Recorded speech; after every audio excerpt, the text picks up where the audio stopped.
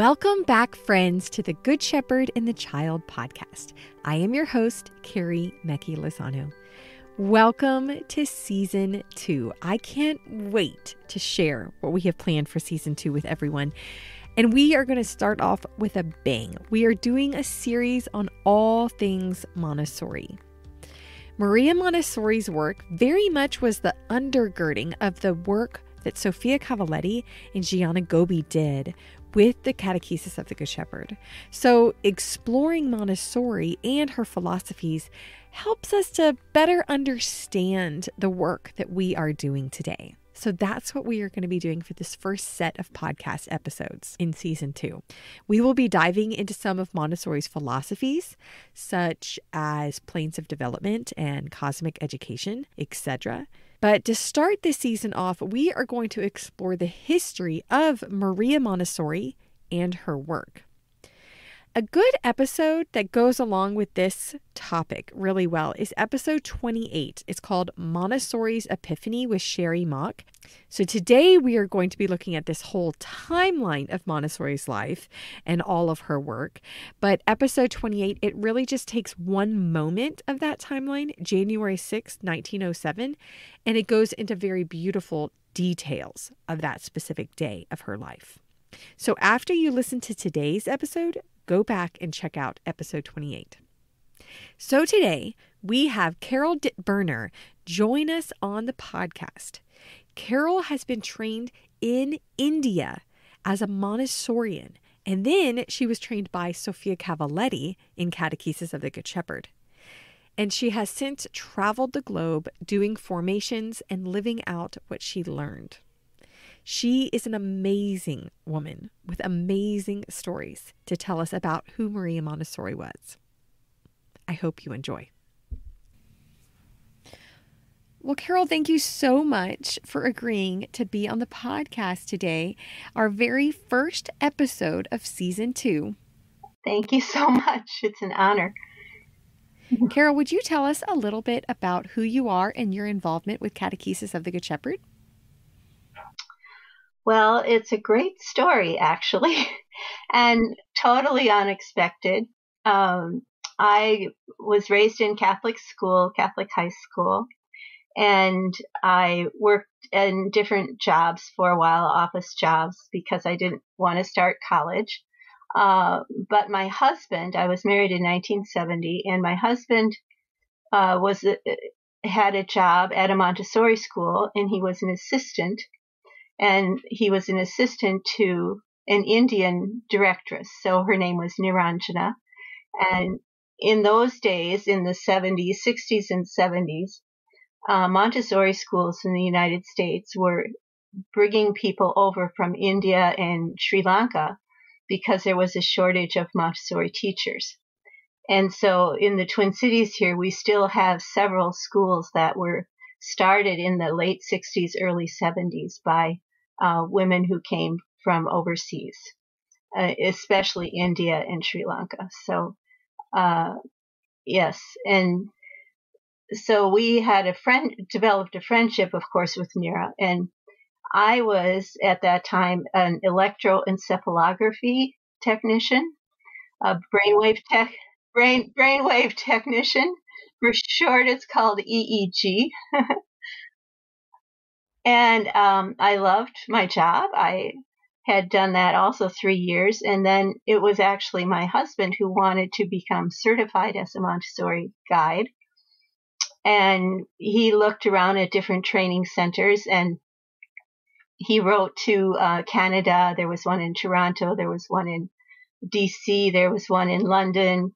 And our Indian friends kept saying, well, go to India. Why don't you go to India? Because Mr. Yostin, who was the trainer there, was trained by Montessori, and he was the best.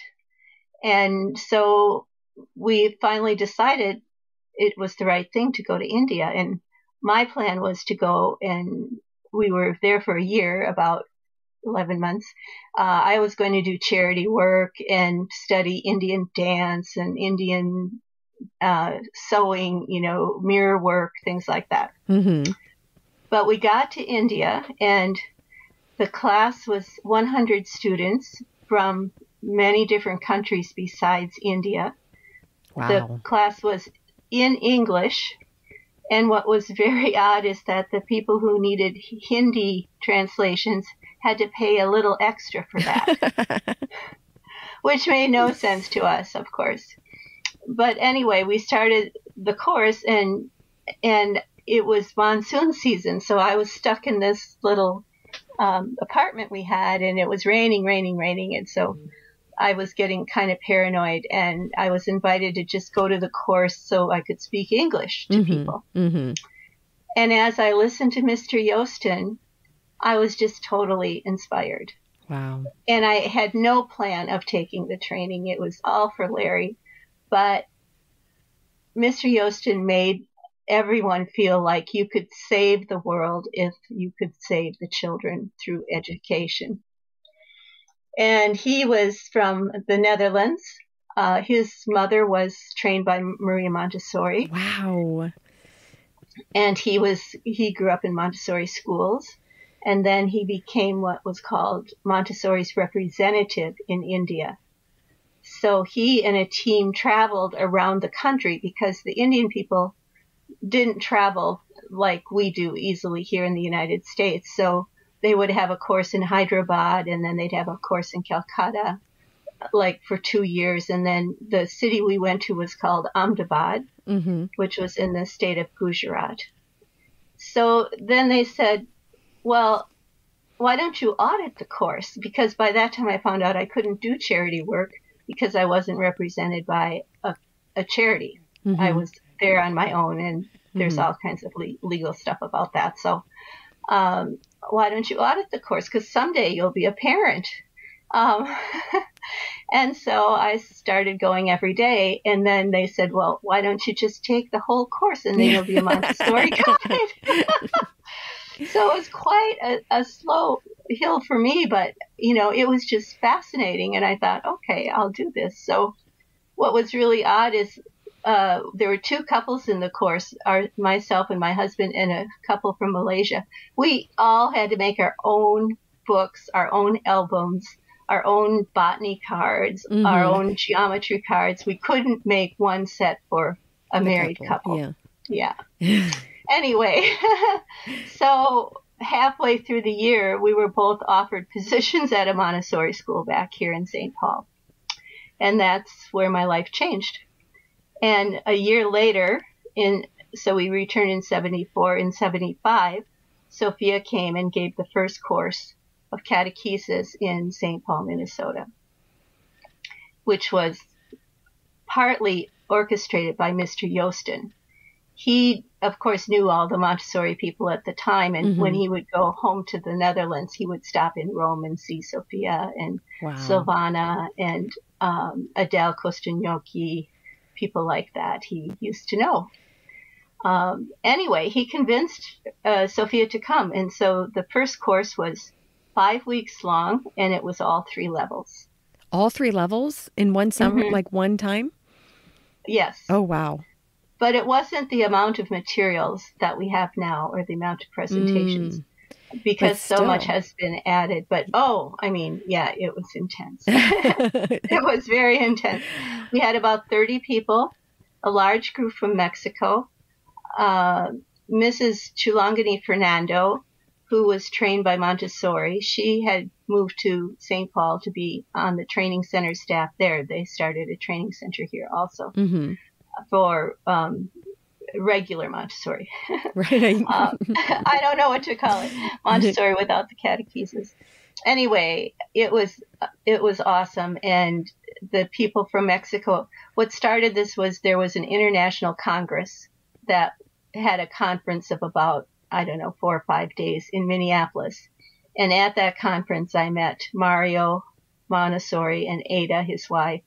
Silvana Montanaro was speaking, Sofia was speaking, and I attended the conference, right? Wow. Because our school was sponsoring or helping sponsor it. So that was how I met those people in the very beginning. And then Sofia stayed on for 5 weeks to train people in catechesis. Wow.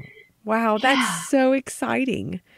It is. What a story. That is amazing. I love that you and your husband did it together. Or I should say maybe your husband did it and then you followed. I love that. I love that y'all have that shared experience, but also shared conversion or shared growth that y'all have together. And that's really beautiful. And then you can also see the way God, he's like, okay, just come one more day, Carol. Okay, now come 2 days. Okay, come a week. Like he was just kind of slowly wiggling your way in. And then he brought you to the catechesis through that 1 day at a time process with you. And it's beautiful. It's like a love story. Yes. What happened after that is I didn't start the catechesis right away, but we had learned that we couldn't have children. So we came back in 74 and started working. 75, I met Sophia. And then in 1979 and 80, we adopted 2 children from India. And they came from Mother Teresa's orphanages. That's awesome. And it is. So we thought, well, we know something about India, so we'll get on a list. We were on a list for Korea, and we would have taken, just about any child. But when we saw India had come into a possibility, we had many Indian friends at the time. Mm-hmm. So those couple of early years with the children, of course, they attended Montessori school as long as we could do it. And then I started the atrium at my church when the children were like 3 and 5. One of the mothers who, when you want something good for your children, you do it. Yep. You set it up, you build it. Mm-hmm. So I had the first atrium in the Twin Cities, which started in 1982 at St. Francis Cabrini Church in Minneapolis. And I have just retired from that work at that church. I'm still a formation leader, but I was there 37 years, and we had toddlers through 5th grade. I had different classes with especially homeschool families during the day, and those I could have up to 6th graders. Mm-hmm. Yeah. But anyway, we had a wonderful experience. Well, 37 years, Carol, that's nothing. I can't imagine. You're already over. We're so blessed to have that you've spent so many years in the service of the children in the kingdom in that way. That is amazing. Amazing. Well, one of the dates I was going to talk about was in 1950, Montessori was 70. Yeah, she turned 70, and she was at that time, or 1949, she was in India with her son. And, she's working and she's writing. And Sherry Mock said, she was a lifelong learner. Well, my gosh, she was writing all the time. She was traveling all the time. Mm-hmm. And she was 70 and in India. And I'm like, oh no, it must have been earlier than that. Anyway, I thought, I'm 72, and I'm like, I don't know if I could keep up a schedule like that. Can't keep up with Maria Montessori. Heavens, no. She's some big shoes to fill. It's like amazing. Okay, so this is what I would love to discuss with you today. This is the part of catechesis that we are going to be diving in as a series here now at the beginning of season 2 is Montessori. And I thought it would be really wonderful to dive into who she was and the beginning of this movement of this Montessori philosophy and education. And so I was hoping that you could walk us through who is Maria Montessori? Who is this giant of a woman that we have so much to thank her for? Yes, her life is incredible. And as I said, constant learning and constant writing and of course all the observation of children. And she was born in Chiarabale in Italy. It's a city on the coast, the east coast of Italy, on August 31st in 1870. And I had the privilege of visiting that city. Oh, wow. And lecturing in that city. In Rome, we had the celebration of 100 years. And that was a huge, huge conference and attended by I don't know how many thousand people. But Renilda spoke at that. Silvana, Sophia sent Francesca to speak on her behalf. Mm-hmm. And then many different celebrities in the Montessori world. But one of the choices we could make was to do a 2-day trip to Chiaravalle, where she was born. And so we went to her apartment where she was born, to the church she was baptized. And they lived there for only 5 years. Her apartment there is now a museum. Oh, that's what I was going to ask is, do they have it like set aside as like, this is where Maria Montessori grew up? Well, it's still an apartment in a complex. Uh-huh. So you just go up the stairs to that floor, and it's a small apartment, but each room, of course, has different mementos and documents and Wow. first editions and several of the Montessori materials. So she lived there for like 5 years. Is that what you said? 5 years, yes. And then she was an only child. And the parents decided to move to Rome so that she could get better education. Mm. And so she went to Rome, and she started attending a boys' school. And her first idea was to become an engineer. Wow. And she loved science from the very beginning, and she wanted to be an engineer, but then changed to medicine. And her father said no, and her mother said no. She should be a teacher because that was like what women did. Mm-hmm. Mm-hmm. They became a teacher or a mother. But she pursued it, and she took 2 years of training in order to satisfy the testing to go to medical school. Mm-hmm. And so in 1896, at the age of 26, she graduates from medical school. Wow. One of the first women in Italy. Wow. A doctor of medicine degree from the University of Rome. And that same year, this was in July, about a month later, or two in September, she was asked to deliver an address at the Italian International Women's Congress in Berlin. So she began also her work with rights of women and the rights of children. Wow. Rights of women with equal pay for equal work. And it's 1896 also she starts studying the works of Séguin and Itard. And then she goes on to more schooling when she becomes interested in the work of Itard and Séguin, and goes back and gets a degree in anthropology.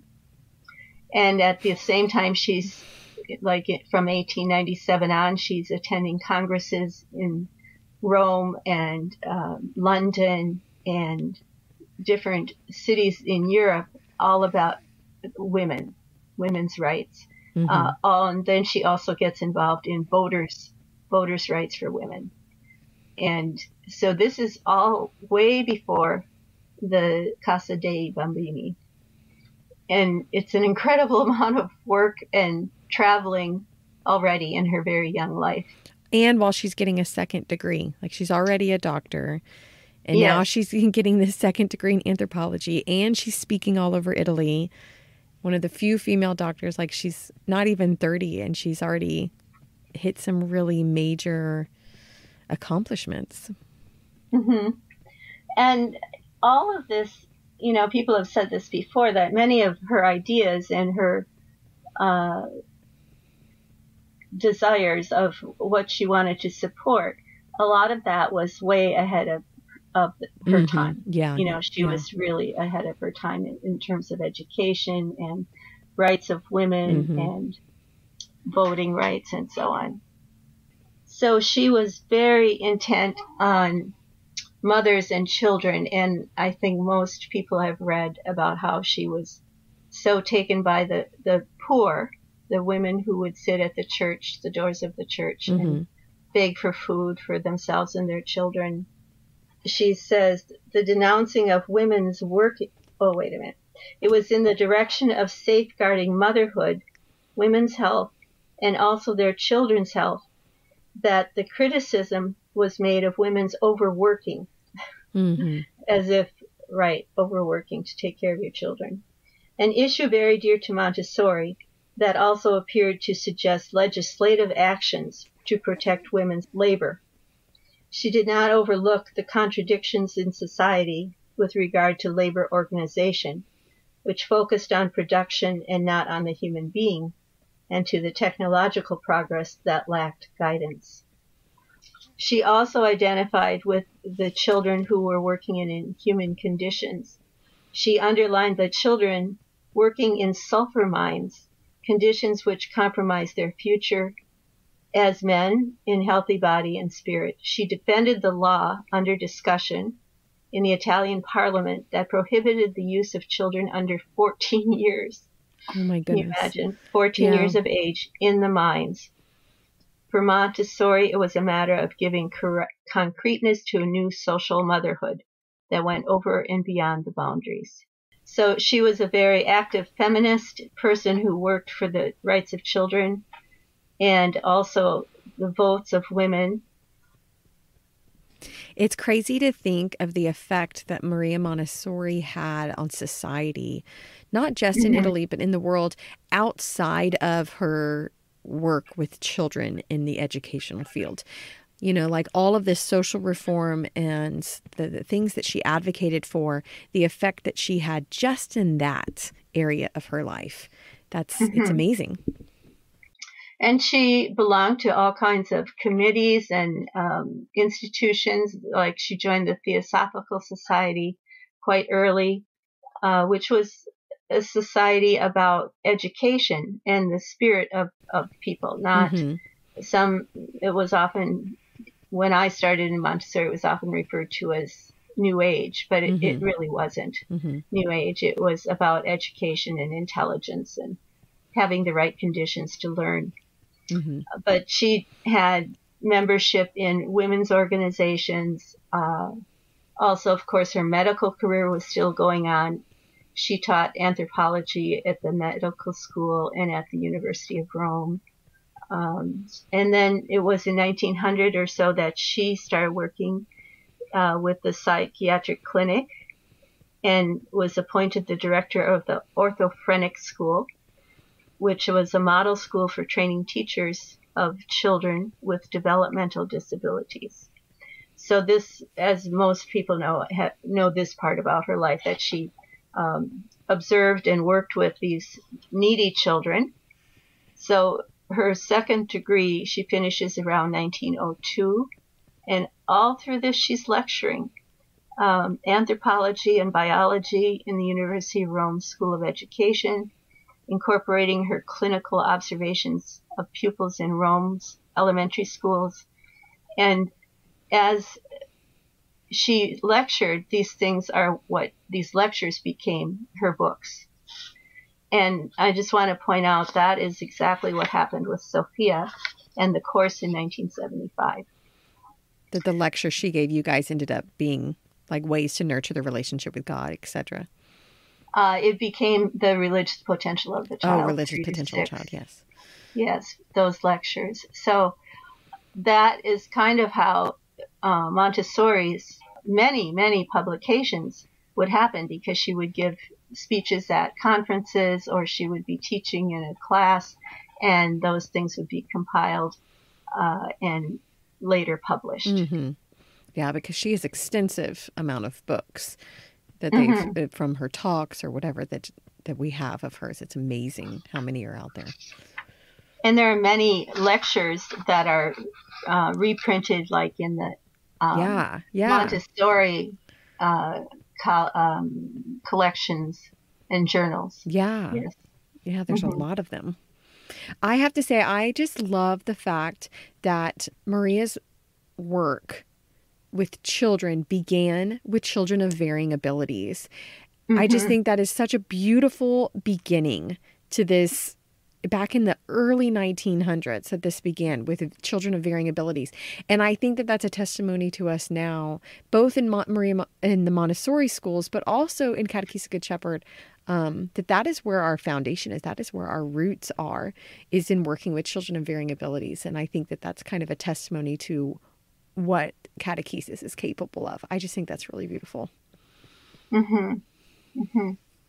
So by 1909, her books were published in 20 different languages. Wow. And these were the books on anthropology and the experiments that she conducted with the children with disabilities. Anyway, by 1910, she makes a statement that based on observation and all of the people who opened Montessori schools after they visited Rome and saw what was called the new children, she said about her work that it was served children of all cultures, and they all reacted the same way. So they had, meeting the child's needs, as we talk about, helps the child to be who they really are. Mm-hmm. And by 1910, after only 3 years of her school in San Lorenzo, she says that this meets all children of economic differences, of caste, of culture. So then she keeps writing and she starts giving courses. So another thing that I found quite interesting is that in 1911, she resigns her teaching post at the university and gives up her medical practice to go into education. And more model schools are set up in Paris and New York and Boston. And in 1912, another book is published, The Montessori Method. In an edition of 5,000 copies was published in New York. They made 5,000 copies. They were sold out immediately. Wow. And then she goes back to Rome, 1913, and has the first international training course in her apartment in Rome. So I'm going, okay, what's this with having your stuff in your house? Because Sophia had her atriums in her house, and now they're at Francesca's apartment.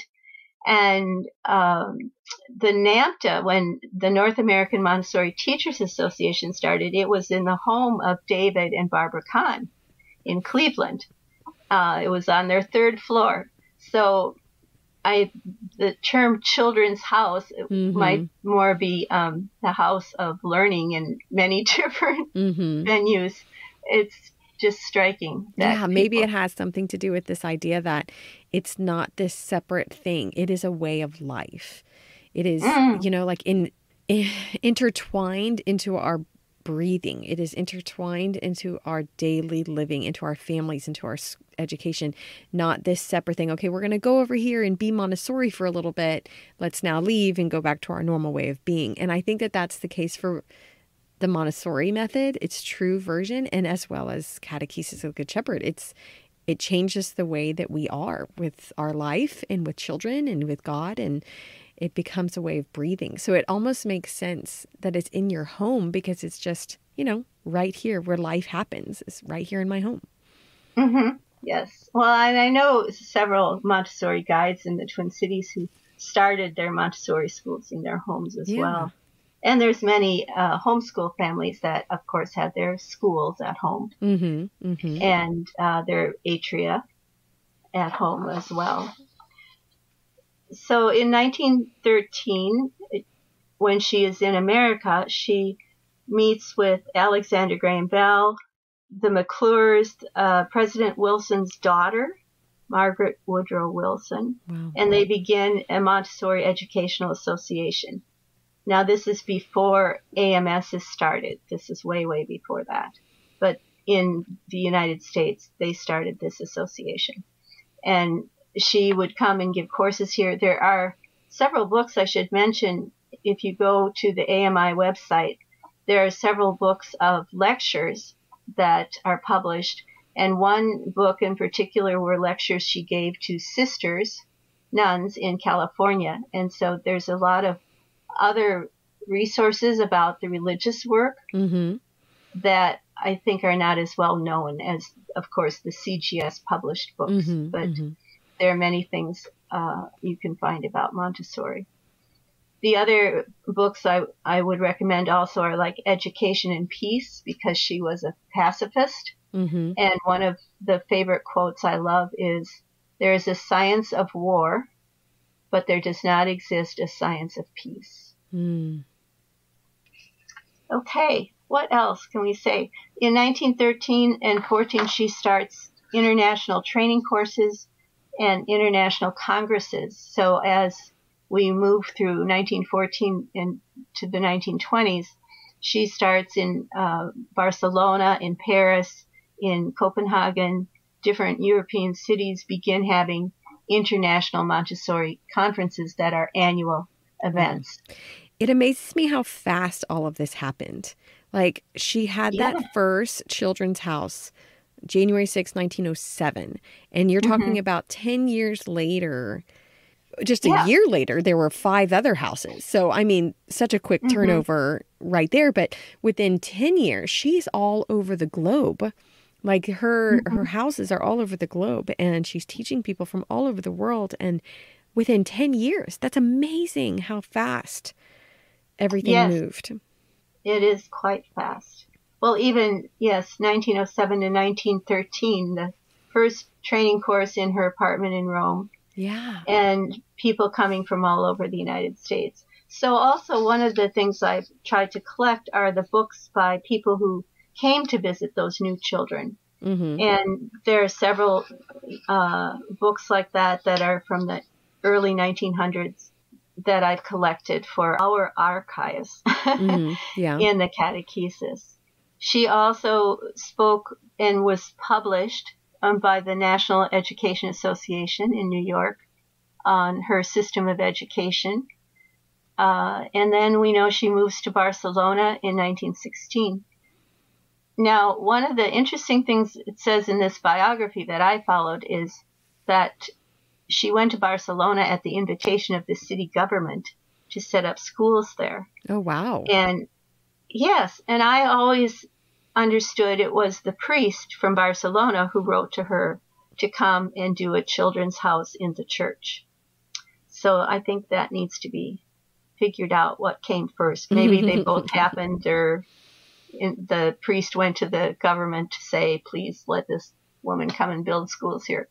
So she actually moved to Barcelona, and her 4th book appears called The Advanced Montessori Method.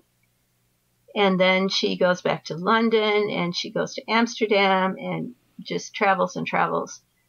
And in 1922 is the first book about the religious materials, which was called The Child in the Church. So that first publication was written in 1922, and in English it was published in 1929. Yeah, I think a lot of people are not aware of that book, that Maria Montessori had this beautiful idea of the religious side of children. And it's not just about the mind and the body. She believed in the whole person, including the spiritual side. And that book speaks into that. And it's amazing because that book was written so much, like what about 25 years or so before Sofia and Gianna started working with children. Yes. And what I find interesting, and I want people to know out there, the catechists to know, that when we had our course in 1975, The Child in the Church was the only book that was available. Oh, wow. And it was out of print. Oh, man. What did y'all do? Only a few of us had it. I know. Only a few of us had it. And partly that was because of Mr. Yostin and his awareness of, he was a convert to Catholicism because of Montessori, just like E.M. Standing and some of the other of her disciples. So that was what we had, was that book, and many people didn't have that book. And if you look for it on eBay now, it's like $200 or something. I'm pretty sure the CGS USA store, I think we sell it. Yes, you do now. Yes. It was out of print for a while, and then sometime recent past, it became in print again. So it's Yes. a little bit more accessible. But man, that's hard. So y'all had to read The Child in the Church as part of your formation? No. That was the only text you had. That was the only text we had. I understand. Wow. Yeah. Wow. And so also when we had our courses, in the very beginning for several years, all of our material pages, we had to draw and measure and photograph ourselves. I know. And our albums, everything was handwritten or typed. Yes, we are totally spoiled right now with our online material manual and Google Drive and all of these beautiful things. I know I hear the stories of y'all drawing the pictures of the materials and measuring it out and all of that. And it makes me very grateful for all the men and women who created our material manual online for us. Oh my gosh, that's amazing too. I mean, for us, it's kind of, I think for those of us who've been around for a while, it seems fast to us, like 1975 to 2020, that all this has happened. I mean, it's an exponential growth. It's international. It's ecumenical. There are so many publications, and, references are so easy to find. It's amazing. Yeah. Very but man, when you look back at Maria Montessori and how much she did in 10 years in the early 1900s with no computer, she was moving fast. She was definitely moving fast. So Carol, tell us, how did she end up in India?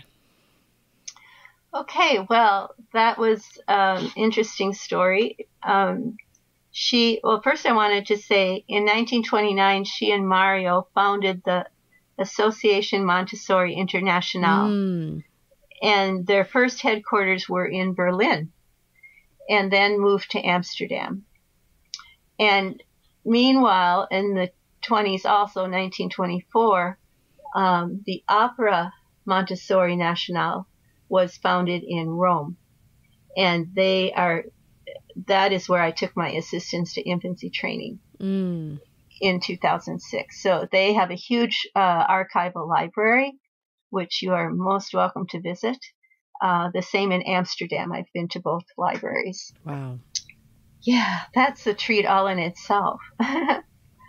So along the way, she meets Anna Freud, and in India, she meets Tagore and Gandhi. They end up in India because of the war. And in 1933, as Hitler is taking over, the Nazis destroy the Montessori movement in Germany and close all the schools. Oh, my goodness. And in another section about the biography, it talks about her effigy was burned. Oh, my goodness. In the square with her books. Oh, my goodness. In Germany. And she had started a relationship with Mussolini and the schools in Italy, but Mussolini, of course, changed his mind too. And the coup in Spain also closed her schools. Oh, wow. And so she eventually lives in the Netherlands. And it says in 1936 there were over 200 Montessori schools in the Netherlands. And the publication comes out, The Secret of Childhood. That is one of the best books to read, I would say, for people who want to know how she felt, and kind of follows the quotations that Sherry Mock referred to. The Secret of Childhood. The Secret of Childhood. She was changing from a medical person to an educator, and looking at all the different possibilities of education. And she had already started revising some of her books as well. So that, there's another thing, like when Rebecca talks about Sophia revising the history of the kingdom, those were changes that Sophia made herself, and the same with Montessori. So there's a very interesting book published about the book Montessori wrote, The Discovery of the Child, and there are 5 editions of that book. And so you can follow her thinking pattern by seeing what those changes are, what she takes out, what she puts back in. And in one of the early versions of The Discovery, there's a whole chapter on religious education, but it's later taken out. And there were photographs also that were removed that show the children working with religious materials. So there's so many ways to go if you want to do research. It's just amazing. So in the late 1930s, she and Mario are invited to do some training in India, and they go to India together, but the war breaks out, and that is what keeps them in India for several years, because they had Italian passports, and the Italians were in the war, and the Indian government put them under house arrest. So for most of the time they lived in Chennai, which was formerly called Madras.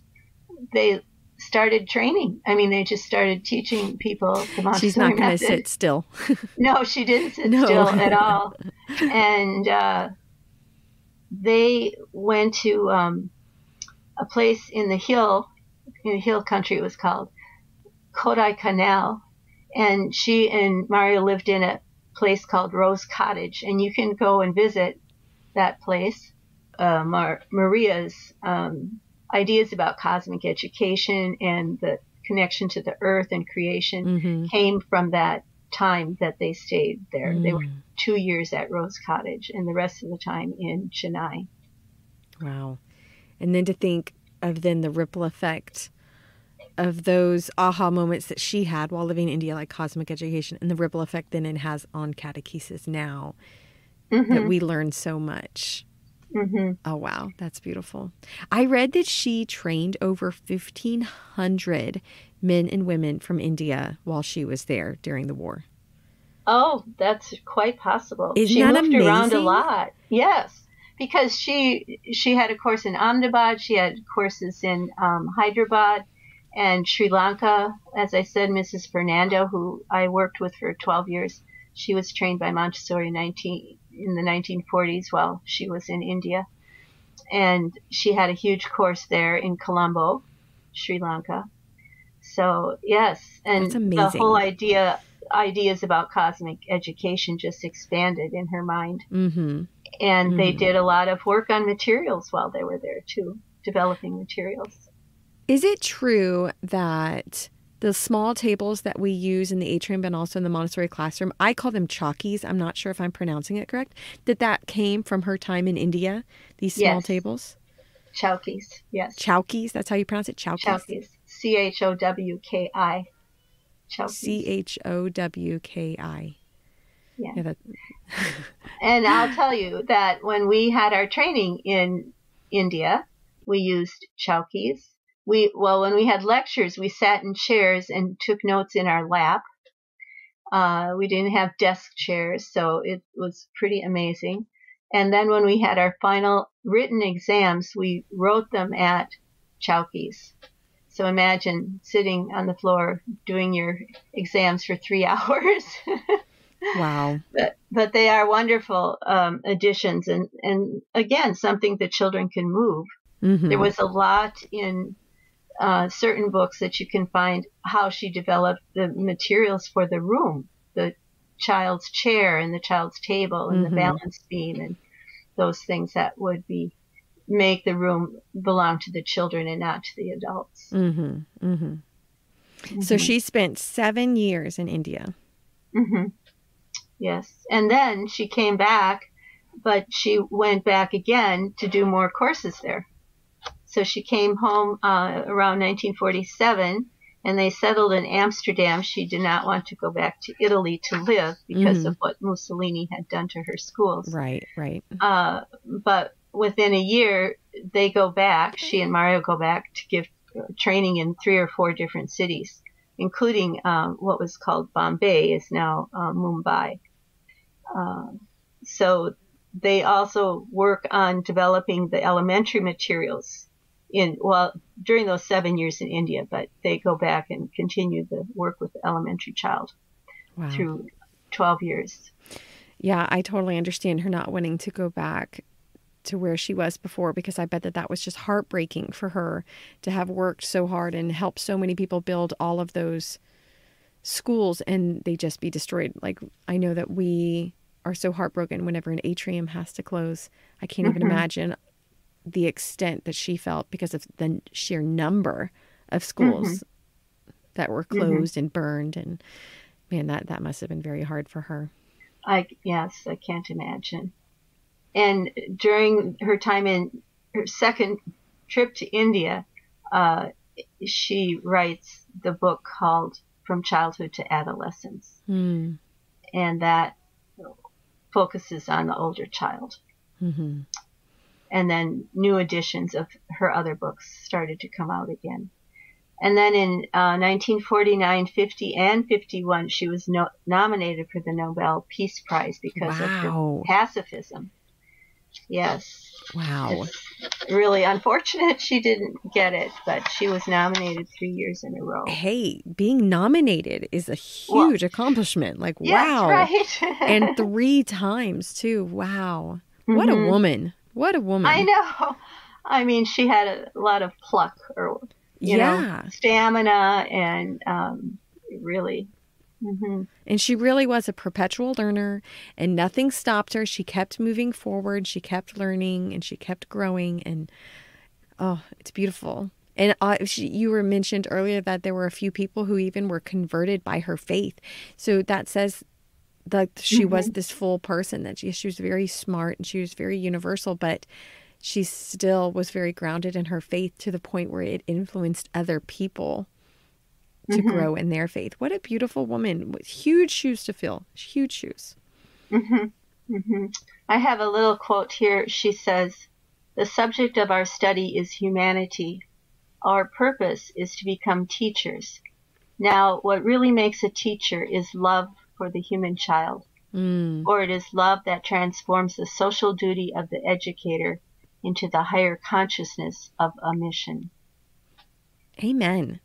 Amen. It is love that is going to change us from just being, here's this information that I must impart on you, to a true educator, a true respect of the person that's sitting in front of me. And I think that that's one of the biggest gifts that Maria Montessori has given us, is to open up our eyes to seeing this child that is before us as not an empty vessel, but as somebody that deserves equal respect as we do.